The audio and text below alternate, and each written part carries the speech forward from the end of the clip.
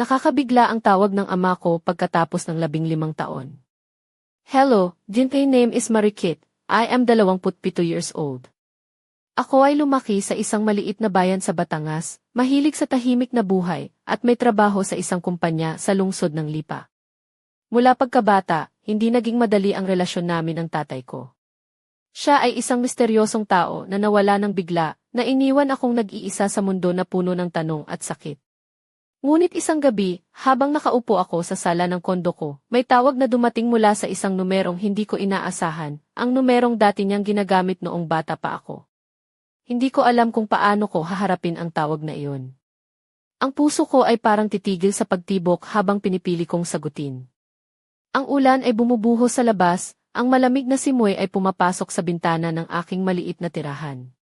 Ang tawag na iyon, mula sa ama na matagal ko nang hindi naririnig, ay parang pagbukas ng isang lumang sugat na matagal ko nang gustong takasan. Ngunit sa kabila ng takot at pag-aalinlangan, pinili kong pakinggan ang boses na dati kong minahal, kahit na ito ay maihalong pagkasira at lungkot. Ako si Marikit, isang babaeng matatag sa panlabas, ngunit may mga sugat na hindi nakikita sa mata. Ngayong gabi, ang tawag na ito ay nagdala ng isang kaganapan na babaguhin ang lahat. Hindi ko pa alam kung handa na ba akong harapin ang nakaraan, o kung ito na ang simula ng isang bagong kabanata na puno ng sakit, pag-asa, at paghilom. Sino ang mag-aakala na isang simpleng tawag mula sa isang numerong matagal ko nang iniiwasan ang magdadala sa akin sa gitna ng isang bagyong emosyonal? Sa susunod na mga minuto, malalaman ko kung paano muling haharapin ang ama na iniwan ako, at kung paano muling bubuksan ang mga pinto na matagal nang nakasara sa puso ko. Ang tawag na iyon ang simula ng isang gabi na hindi ko malilimutan. Hindi ko maalis sa isip ang boses niya, mahina, puno ng pagod, at may bahid ng lungkot na matagal ko nang hindi naririnig mula sa kanya. Lumipas ang ilang taon simula nang huli ko siyang makita, at sa loob ng panahong iyon, inisip kong tuluyan na siyang nawala sa buhay ko. Ngunit ngayon, narito siya, tila isang estranghero na maihawak na mga piraso ng nakaraan na gusto kong itago. Alam ko na hindi magiging madali ang pagharap sa kanya. Lumaki ako sa isang simpleng tahanan sa bayan ng Lipa, kasama ang nanay ko na nagpakasakit para sa aming dalawa. Ang tatay ko ay isang taong laging abala sa trabaho, madalas ay wala sa bahay, at nang lumaki ako, unti-unti niyang iniwan ang aming buhay. Hindi siya kailanman naging isang modelong ama na palaging nandyan para sa akin, at madalas akong nagtanong kung bakit ako ang iniwan niya.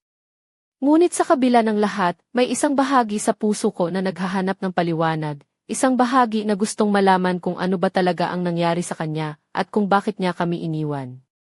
Sa paglipas ng mga taon, natutunan kong maging matatag, maging independent, at bumuo ng sarili kong mundo. Pero ngayon, sa harap ng boses na iyon, naalala ko ang mga sandaling gusto kong balikan, kahit na masakit. Habang nakaupo ako sa sofa, ang mga alaala ng aming nakaraan ay unti-unting bumabalik, ang mga ngiti, ang mga luha, ang mga pangakong hindi natupad. Ang boses niya ay nagdala ng init sa malamig na gabi, ngunit dala rin ito ang bigat ng mga tanong na matagal ko nang gustong sagutin. Siya ang ama ko, kahit na napalayo siya sa akin, at ngayon ay kailangang harapin ang kanyang pagbabalik na puno ng hindi pagkakaintindihan.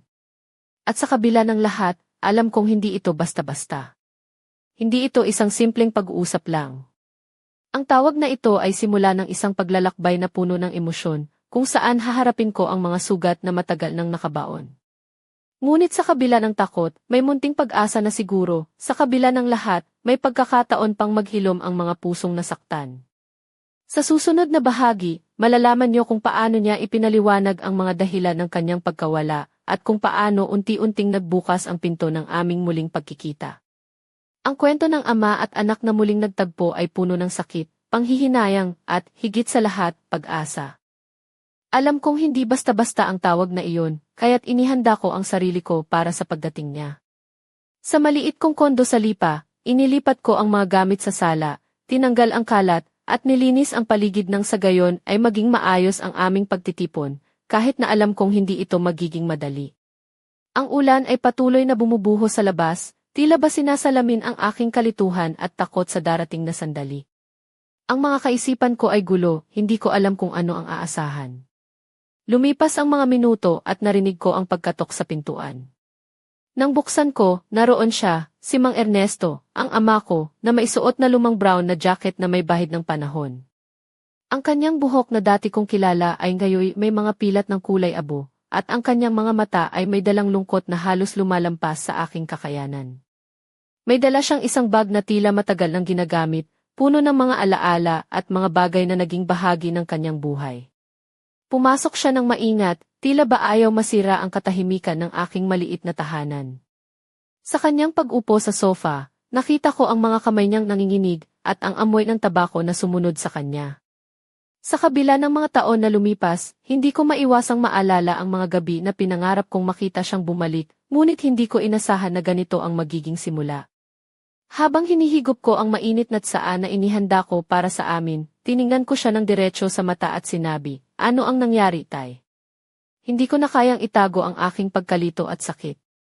At sa unang pagkakataon sa loob ng mahabang panahon, nagsimula siyang magkwento, kwento ng pagkawala, ng pagkabigo, at ng mga pasyang hindi niya naintindihan noon. Sinabi niya na iniwan siya ng aking ina, hindi isang hiwalayan ngunit isang biglaang pagkawala, isang liham lang sa kusina. Kinuha niya lahat, sasakyan, bahay, at pati na rin ang alagang aso namin. Naubos ang lahat ng kanyang ipon sa pagtatangkang ayusin ang mga bagay, ngunit lumubog siya sa mga utang at problema. Nawalan siya ng tirahan, at walang ibang mapuntahan, kundi ang mga pansamantalang silungan na hindi tumatanggap sa mga matatanda sa kanyang edad. Habang nakikinig ako, naramdaman ko ang bigat ng kanyang mga salita na bumagsak sa puso ko. Hindi ko alam kung paano haharapin ang lalaking ito na dati kong tinawag na ama, ngunit ngayon ay tila isang estranghero na may daladalang mga sugat. Hindi ko masabi kung saan magsisimula ang pag-aayos ng lahat, ngunit alam kong ito ang simula ng isang mahirap ngunit kailangang paglalakbay, isang paglalakbay ng pag-unawa, pagtanggap at marahil pagpapatawad. Sa susunod na bahagi, sasabihin ko kung paano kami nagharap sa mga unang sandali ng muling pagkikita, ang mga tahimik na pag-uusap, ang mga luha na hindi mapigilan, at ang mga sandaling nagdudulot ng pag-asa sa kabila ng lahat. Ang kwento ng dalawang pusong nasaktan ay nagsisimula pa lamang. Nang maupo siya sa sofa, ramdam ko ang bigat ng bawat sandali. Ang kanyang mga kamay na dati kong hinawakan bilang isang bata, ngayon ay nanginginig at nagpapakita ng lahat ng hirap na dinanas niya. Nakasuot siya ng lumang jacket na may bahid ng panahon, ang kulay ay bahagyang nawawala, at may isang butas sa manggas na tila hindi na naayos. Ang kanyang mga mata, puno ng pagod at lungkot, ay tumingin sa paligid ng aking munting tahanan na puno ng mga bagay na nagpapakita ng aking buhay na unti-unting nagiging malaya, ngunit nagkulang sa kanyang presensya. Hinawakan ko ang tasa ng tsaa, ang init nito ay nagbigay ng kakaibang aliw sa malamig na gabi. Ngunit siya, hindi niya ininom ang kanyang tasa. Hinawakan niya ito na parang isang mahalagang bagay na may galang at takot. "Tay," sabi ko, "huwag kang magpanggap. Hindi lang basta pagbisita ito. Ano talaga ang nangyari sa'yo?" Huminga siya ng malalim, at sa isang boses na parang pinipilit niyang kontrolin ang sarili, sinabi niya, "Iniwan ako ni Aling Luningning. Hindi kami naghiwalay, ngunit nawala siya nang walang paalam. Iniwan ang isang sulat sa mesa ng kusina. Kinuha niya ang kotse, ang bahay, pati na ang aso. Ako'y naubusan ng lahat. Hindi ko maipaliwanag ang damdamin sa dibdib ko. Ang sakit, ang galit, ang kalungkutan, lahat ay nagsama-sama. Napailing ako sa sarili ko, na para bang lumabas ang lahat ng mga tanong na matagal ko nang itinatago. Bakit hindi mo kami tinulungan? Bakit hindi ka nagpakita, tanong ko, na maihalong hinagpis. Sinubukan kong ibenta ang lahat ng ari-arian, ang hardware store, ang bahay sa tabing dagat. Pero ang mga utang ay lumobo. Hindi ko na kaya, tugon niya. Wala na akong pinuntahan, Marikit. 2 araw akong natulog sa simbahan ng San Lucas, pero hindi nila tinatanggap ang mga lalaking higit sa 60 taon. Sabi nila, sobra ka ng matanda para matulungan. Nakita ko ang luha na bumalot sa kanyang mga mata, bumagsak sa pisngi niya nang hindi niya inaalis ang tingin. Ang taong ito na dati kong tinawag na ama ay parang isang tao na nawala sa mundo, na walang tahanan at walang kasama. Marikit, wala akong ibang tao. Ikaw na lang ang natira, bulong niya. Hindi ko alam kung ano ang dapat kong maramdaman. Ang mga salita niya ay tumagos sa puso ko, nagdulot ng isang kalungkutan na hindi ko inaasahan. Para sa isang sandali, ang aming katahimikan ay parang isang mabigat na kumot na bumalot sa aming dalawa, puno ng mga hindi nasabi at mga pangakong napako sa hangin. Halika, pumasok ka, sabi ko, habang inaanyayahan siyang pumasok ng mas malapit. Hindi ko pa lubos na naunawaan ang bigat ng kanyang pagsisisi, ngunit alam ko na sa gabing ito, mag-uumpisa kami ng isang yugto na puno ng takot, pag-asa, at pagbabagong hindi namin inaasahan.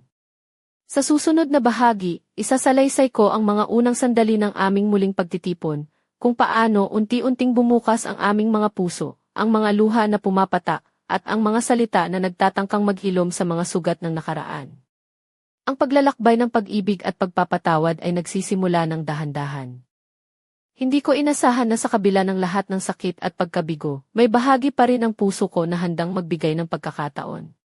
Nang pumasok siya sa loob ng kondo ko, unti-unting bumaba ang tensyon sa hangin.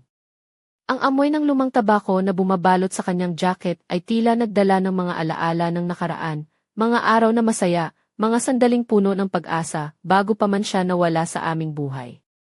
Pinaupo ko siya sa sofa, nilapit ang tasa ng tsaa sa harap niya, ngunit hindi pa rin niya ito ininom. Nakatingin siya sa malabo na ilaw ng kwarto, hawak ang tasa na parang ito ang huling bagay na magbibigay sa kanya ng lakas.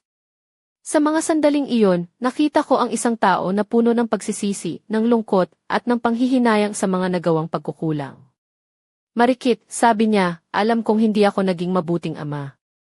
Pinili ko ang pera kaysa sa iyong mga ngiti, pinili ko ang katahimikan kaysa sa iyong mga kwento. Pinili ko ang ibang buhay kaysa sa pagtanggap ng responsibilidad bilang isang ama. Ang kanyang boses ay mahina, halos isang bulong lamang, ngunit puno ng katotohanan. Hindi ko maiwasang maluha. Hindi dahil natutuwa ako, kundi dahil sa bigat ng mga salitang iyon na matagal ko nang gustong marinig. Hindi ko siya sinaway o hinamak, sa halip pinili kong pakinggan siya ng buong puso. Alam kong hindi madali para sa kanya ang amining iyon, at hindi rin madali para sa akin ang tanggapin ito. Hindi ko sinasabing madali ito, sagot ko, pero marahil, ito ang simula para ayusin natin ang lahat ng nasira. Hindi para kalimutan ang nakaraan, kundi para matutunan kung paano tayo muling maging pamilya. Sa mga sandaling iyon, ang ulan sa labas ay humupa na, tulad ng unti-unting paglapit ng aming mga puso. Hindi namin alam kung ano ang magiging bukas, ngunit naramdaman naming pareho na ang gabing ito ay isang panibagong simula. Ang dating mga sugat ay nagsimulang maghilom, kahit papaano, sa pamamagitan ng pagkakaroon ng bukas na komunikasyon. Napag-usapan namin ang mga bagay na matagal nang nakatago, ang mga pangarap na hindi natupad, ang mga pangakong napako sa hangin, at ang mga pagkakataong nawala. Ngunit higit sa lahat, napag-usapan namin ang aming mga pag-asa, kahit na maliit pa, na muling magbuo ng isang relasyon na may pag-ibig at pag-unawa. Sa susunod na bahagi, ibabahagi ko ang mga karanasang naganap sa mga sumunod na araw, ang mga pagsubok, ang mga pag-aalinlangan, at ang mga munting tagumpay na nagbigay ng liwanag sa madilim na bahagi ng aming kwento. Ang paglalakbay ng muling pagkilala ay hindi madali, ngunit puno ng mga aral na kailangang matutunan. Hindi ko maipaliwanag ang halo-halong emosyon na bumalot sa akin matapos ang gabing iyon. Habang nakaupo kami sa sala, ramdam ko ang bigat ng nakaraan na tila bumabalik para harapin kami, ang mga pagkukulang, mga sakit, at mga tanong na matagal nang hindi nasasagot. Hindi ko inaasahan na ganito ang magiging simula ng aming muling pagkikita, pero sa kabila ng lahat, may isang kakaibang pag-asa na unti-unting sumibol sa puso ko. Habang pinagmamasdan ko siya, na tila isang estranghero na may mga matang puno ng pagsisisi, naisip ko kung paano sana naiiba ang lahat kung noon pa man ay nagkaroon kami ng pagkakataon na mag-usap ng tapat. Ngunit hindi na iyon ang mahalaga ngayon. Ang mahalaga ay nandito siya, at handa siyang magsimula muli, kahit na mahirap, kahit na puno ng mga tanong at takot. Sa bawat sandali, napapaisip ako kung paano sana naging iba ang buhay namin kung hindi siya umalis. Paano kung hindi siya nagdesisyong iwan kami? Paano kung naging mas maayos ang relasyon namin? Ngunit sa halip na maglaho sa galit o pait, pinili kong tingnan ang mga posibilidad, ang mga pagkakataon para maghilom, para magbago, para magpatawad. Hindi ko maikubli ang aking pagkagulat sa kanyang pagdating, ngunit mas lalo akong nabigla sa mga kwento ng kanyang paghihirap, ang pagiging walang tirahan, ang pagtanggi ng mga lugar na kanyang nilapitan dahil sa edad, at ang pakiramdam ng pagkakawalay sa mundo. Kung dati ay inisip ko siyang isang taong may lahat ng kontrol, ngayon ay nakikita ko siya bilang isang tao na nasaktan, naligaw, at nangangailangan ng tulong. Sa kabila ng kanyang mga pagkukulang bilang ama, hindi ko maiwasang damhin ang isang malalim na pagdadalamhati para sa mga pagkakataong nawala at sa mga pangakong hindi natupad. Ngunit higit sa lahat, naramdaman ko ang isang puwang sa puso ko, isang puwang na matagal nang naghahanap ng pag-ibig at pagkalinga. Iniisip ko kung paano magiging maayos ang aming pagsasama mula ngayon. Paano kami mag-umpisang muli na may pag-unawa sa aming mga sugat? Paano namin haharapin ang mga araw na puno ng pag-aalinlangan, ngunit may pag-asa pa rin? Hindi ko alam ang sagot sa mga tanong na ito, ngunit handa akong subukan. At habang iniisip ko ang lahat ng ito, naalala ko ang mga araw na ako'y isang batang babae na may simpleng pangarap na magkaroon ng ama na laging nandyan, na hindi nagtatago at hindi umaalis. Ngayon, sa kabila ng lahat, tila nagsisimula na ang isang bagong kabanata, isang pagkakataon na muling buuin ang mga sirang piraso ng aming pamilya. Sa susunod na bahagi, matutuklasan ninyo ang isang di inaasahang pangyayari na magpapabago sa takbo ng aming kwento, isang lihim na matagal nang nakatago at handang sumabog na magdadala ng bagong hamon at pagsubok sa aming relasyon. Handa ba akong harapin ito? Ang sagot ay unti-unti nating malalaman. Hindi pa man ako ganap na handa sa muling pagkikita namin ni tatay, isang bagay ang biglang sumira sa mahinahong gabi namin. Habang kami nag-uusap ng mahina sa sala, may kumatok sa pintuan, isang hindi inaasahang bisita na nagdala ng mga lihim na matagal nang itinago.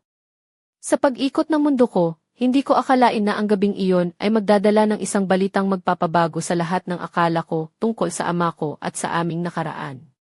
Buka ko ang pintuan, at doon ay nakatayo si Mang Delphine, isang matagal nang kakilala ng pamilya namin mula pa noong panahon ng hardware store ni tatay sa Batangas. Ang kanyang mga mata ay seryoso, may dalang bigat na hindi niya maitago. "Marikit, kailangan nating mag-usap," ang sabi niya, parang may dala siyang lihim na kailangang malaman. Hindi ko maintindihan agad ang kanyang ibig sabihin, ngunit naramdaman ko ang tensyon na bumalot sa paligid. Pumapasok sa isip ko ang mga tanong, ano na naman ang problema? Ano ang lihim na ito na matagal nang tinatago sa akin? Siya ang taong palaging tila nasa tabi namin noong panahon ng saya at problema, kaya't alam ko na hindi basta-basta ang kanyang pagdating. Habang nag-uusap kami, unti-unti niyang ibinunyag ang isang kwento na matagal nang nakabaon sa dilim ng nakaraan ni tatay, isang lihim na may kinalaman sa isang malaking utang at isang desisyong nagbago ng lahat. Hindi lang pala simpleng pagkawala ang nangyari, kundi may mga bagay na itinago at piniling takasan. Ang kwento ni Mang Delphine ay nagbigay linaw sa mga dahilan kung bakit si tatay ay nawala at bakit siya ngayon ay ganito kalungkot at nag-iisa. Ang balitang iyon ay parabang isang bomba na sumabog sa puso ko. Hindi ko alam kung paano ito tatanggapin at kung paano ito makakaapekto sa aming muling pagkikita. Ang mga salitang iyon ay nagdulot ng isang bagyong emosyon, galit, lungkot at pagkalito. Ngunit higit sa lahat, nagdulot ito ng isang pangamba, paano namin haharapin ang mga bagong pagsubok na ito? Ano ang magiging epekto ng lihim na ito sa aming paglalapit? Hindi ko pa rin alam kung handa akong harapin ang mga susunod na kabanata. Ngunit isang bagay ang sigurado ako, ang buhay ko at ang relasyon namin ni tatay ay hindi na magiging katulad ng dati. Ang lihim na ito ay magdadala ng mga tanong na kailangang sagutin at mga sugat na kailangang hilumin. Sa susunod na bahagi, ilalahad ko ang kabuuan ng lihim na iyon, ang mga detalye na matagal nang tinatago, ang mga dahilan ng pagkawala at ang mga pangyayaring nagbago sa takbo ng buhay namin. Ang kwento ay mas lalalim at ang aming pagsubok ay mas magiging matindi. Handa na ba kayo sa susunod na kabanata? Ako, nagsisimula pa lamang matutunan ang katotohanan. Nang makausap ko si Mang Delphine ng masinsinan, unti-unti niyang ibinunyag ang madilim na bahagi ng nakaraan ni tatay na matagal na niyang tinatago. Hindi ito simpleng kwento ng pagkawala o pagkakahiwalay sa pamilya, kundi isang serye ng mga pangyayaring komplikado at puno ng pasakit. Ayon sa kanya, ilang taon bago siya tuluyang nawala sa buhay namin, nasangkot si tatay sa isang malaking utang na hindi niya agad na ipaliwanag sa amin. Ang hardware store na dati niyang pag-aari ay naipit dahil sa pagkabigo ng isang proyekto na kanyang sinuportahan. Nagpalutang siya ng malaking halaga sa isang negosyante mula sa Maynila na kalaunan ay nagpakita ng masamang intensyon. Dahil dito, unti-unting naipit si tatay sa mga utang na hindi na niya kayang bayaran at nagsimula ang mga problema sa pamilya namin. Hindi lang basta financial na problema, may mga taong nagsimulang magbanta sa kanya at pinilit siyang lisanin ang bahay at ang bayan namin para makaiwas sa panganib. Ang desisyon niyang umalis ay hindi dahil sa kawalan ng pagmamahal sa amin, kundi dahil sa pangamba para sa aming kaligtasan. Hindi niya ito na ipaliwanag sa akin at kay nanay dahil ayaw niyang kami mabalisa at masaktan. Narinig ko ang mga kwento ni Mang Delphine ng maihalong sakit at panghihinayang. Ang dating matatag na ama na minsang iniisip kong may kontrol sa lahat, ay naging biktima rin ng sitwasyon na hindi niya lubos na maintindihan. Napagtanto ko na ang mga dahilan ng kanyang pagkawala ay mas malalim kaysa sa simpleng pag-abandona. Habang pinagmamasdan ko siya, naalala ko ang mga sandaling nagdadalawang isip ako sa kanyang mga intensyon. Ngayon, sa liwanag ng mga bagong impormasyon, unti-unti kong naunawaan ang bigat ng pinasan niya. Hindi ito dahilan para kalimutan ang mga sugat na iniwan niya, ngunit isang hakbang para makita ang tao sa likod ng mga pagkukulang. Ang lihim na ito ay nagdulot ng mas maraming tanong sa akin, paano na siya nakaraos sa lahat ng ito? Ano ang mga planong mayroon siya ngayon? At higit sa lahat, paano namin haharapin ang mga natitirang problema na dala ng nakaraan? Sa susunod na bahagi, ibabahagi ko kung paano namin sinubukang harapin ang mga bagong hamon na ito, ang mga pag-uusap na puno ng pag-aalinlangan, ang mga hakbang para makabangon, at ang mga sandaling nagbibigay pag-asa sa kabila ng unos. Ang aming paglalakbay ay patuloy pa rin, isang paglalakbay na puno ng pagsubok at pagmamahal. Habang lumalalim ang gabi, ramdam ko ang bigat ng mga bagong kaalamang bumalot sa aming pag-uusap ni tatay. Ang mga lihim na sa loob ng mahabang panahon ay nagtago sa dilim ay biglang sumabog, at ngayon ay bumabalot sa bawat sulok ng aming kwento. Hindi ko akalain na ang buhay namin ay puno ng ganitong kalaliman ng sugat, mga sugat na hindi lang pisikal, kundi pati emosyonal at espiritual. Ang mga araw na sumunod ay puno ng tensyon at pag-aalinlangan. Hindi madali para sa akin na tanggapin ang katotohanan na ang pagkawala ng tatay ay hindi simpleng pagtalikod, kundi isang komplikadong serye ng mga pangyayari na nagdulot ng matinding pasakit. Sa bawat pag-uusap namin, unti-unting lumalabas ang mga detalye ng kanyang pakikibaka, mga gabing walang tulog, mga pangamba sa kinabukasan, at ang pagkadismaya sa sarili. Ngunit sa kabila ng lahat, may isang bagay na hindi ko maikakaila, ang pagnanais niyang magbagong buhay at unti-unting bumuo muli ng aming pamilya. Sa bawat salita niya, naramdaman ko ang katotohanan ng kanyang pagsisisi at ang pag-asa na kahit papaano ay mapawi ang mga sugat ng nakaraan. Hindi naging madali ang mga unang hakbang namin. Minsan, may mga sandaling gusto kong sumuko, gustong baliwalain ang lahat ng nangyari. Ngunit sa puso ko, alam kong hindi ito ang tamang gawin. Ang aming relasyon ay parang isang sirang salamin, maraming bitak, maraming kulang, ngunit may pag-asa pa rin na mabuo muli kong pag-aaralan at aalagaan. Ang mga araw ay naging puno ng mga simpleng gawain, pagkikita sa kape, pag-uusap tungkol sa mga pangarap na nawala, at ang unti-unting pagtanggap sa isa't isa. Napagtanto ko na ang pagpapatawad ay hindi isang madaling proseso, kundi isang paglalakbay na kailangan ng oras, tapang at puso. Ngunit sa likod ng mga ito, may isang bahagi ng aking isipan na nag-aalala, paano kung may mga bagay pa siyang tinatago? Paano kung may mga lihim pa na hindi niya nasabi? Ang tanong na ito ay patuloy na bumabalot sa akin, nagbibigay ng kakaibang tensyon sa aming ugnayan. Sa susunod na bahagi, ilalahad ko ang isang kaganapan na magpapaigting sa aming kwento, isang pangyayaring magdadala ng bagong pagsubok, isang pagsubok na magpapakita kung gaano kami katatag bilang pamilya. Ang aming kwento ay patuloy na sumusubok sa aming katatagan at pagmamahal. Handa na ba kayo? Ako, nagsisimula pa lamang matutunan kung paano maging matapang sa kabila ng lahat. Hindi ko inaasahan na ang muling pagkikita namin ni tatay ay magwawakas sa ganito, isang gabi na puno ng emosyon, mga luha, at mga tanong na walang kasagutan. Sa pagtatapos ng aming pag-uusap, ramdam ko ang bigat ng mga taon na lumipas, ngunit kasabay nito ay ang pag-usbong ng isang bagong pag-asa na matagal ko nang hinahanap. Habang tinitingnan ko siya, na maisuot na lumang jacket na ngayon ay bahagyang inayos, nakita ko ang isang tao na puno ng pagsisisi, ngunit handang magbago. Sa kabila ng lahat ng pagkukulang, siya pa rin ang ama ko, ang lalaking minsang nagbigay ng mga ngiti at saya sa aking pagkabata. At sa gabing iyon, sa unang pagkakataon sa mahabang panahon, niyakap ko siya ng mahigpit, hindi dahil sa awa, kundi dahil sa puso. Hindi ko sinabi ang mahal kita ng gabing iyon. Hindi pa panahon para sa ganoong mga salita. Ngunit ramdam ko na unti-unti, sa pagdaan ng panahon, ang mga salitang iyon ay darating, dala ng paghilom at pagmamahal na muling bubuo sa amin. Kinabukasan, inilagay ko ang kanyang bag sa tabi ng kwarto na inihanda ko para sa kanya. Bukas, gigising ka ng maaga, sabi ko, at pag-uusapan natin ang lahat, ang hardware store, ang buhay mo, ang lahat. Siya'y ngumiti ng bahagya, isang ngiti na hindi para sa kasiyahan kundi para sa pag-asa. Hindi ko alam kung saan magsisimula, sagot niya, pero handa akong subukan. Ilang buwan ang lumipas, at unti-unti, ang aming buhay ay nagkaroon ng bagong ritmo.